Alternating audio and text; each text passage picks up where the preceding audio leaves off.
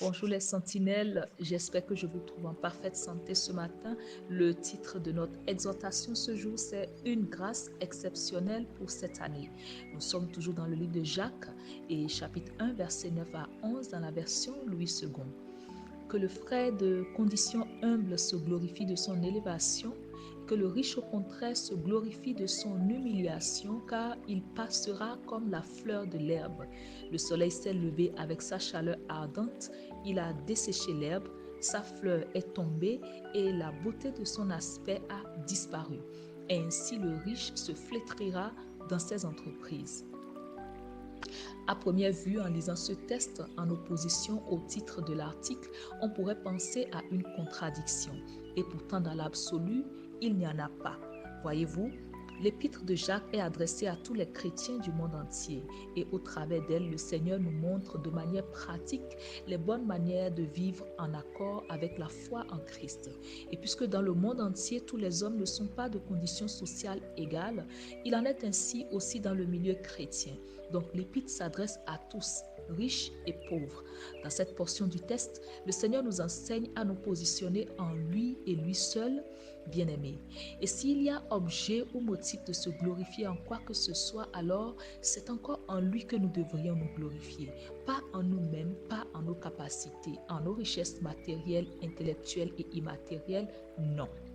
Il explique que le frère de condition humble se glorifie de son élévation, car cela nous rappelle comment dans Matthieu 5,3, le Seigneur enseignait les béatitudes et disait déjà « Heureux les pauvres de cœur, car le royaume des cieux est à eux ». Le pauvre de cœur bien-aimé, c'est celui qui a le cœur disponible et pas encore rempli par les mensonges et doctrines du monde. Celui-là est accessible et disposé pour recevoir et accepter la vraie doctrine de Christ et ainsi hériter le royaume de Dieu. De même que pour le pauvre de cœur, le frère chrétien qui est petit ou pauvre en termes de capacité financière et ou matérielle peut et doit aussi se glorifier dans le Seigneur qui va l'élever parce qu'il obtiendra de lui la grâce de l'élévation. Parce que rappelons-nous, comme dans Somme 75, 6 et 7, le Seigneur nous enseigne que ce n'est ni de l'Orient, ni de l'Occident, ni du désert que vient l'élévation, mais Dieu est celui qui juge. Il abaisse l'un et il élève l'autre. Ensuite, le Seigneur aborde la deuxième catégorie de croyants que sont les riches.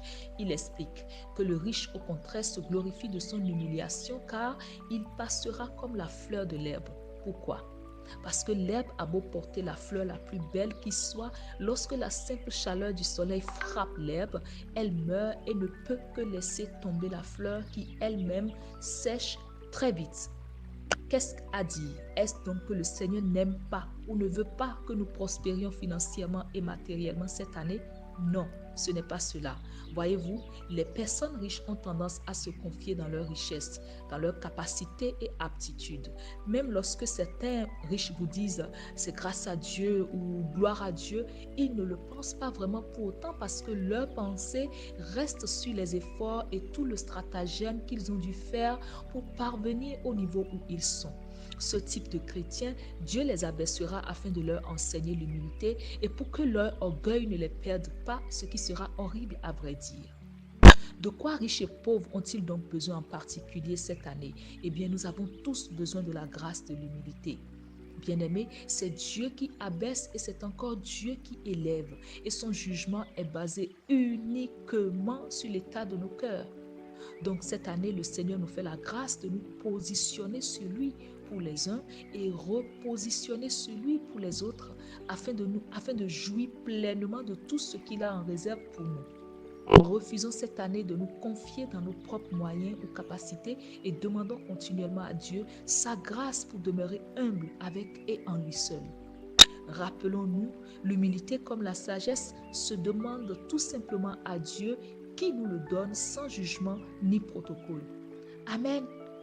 Je l'espère que ce post vous a béni et en tant que tel aussi les amis, je vous invite à bénir quelqu'un d'autre en retour en le lui partageant et retrouvons-nous bientôt sur les sentinelles pour de nouvelles exhortations. Demeurons bénis, Sœur Inès.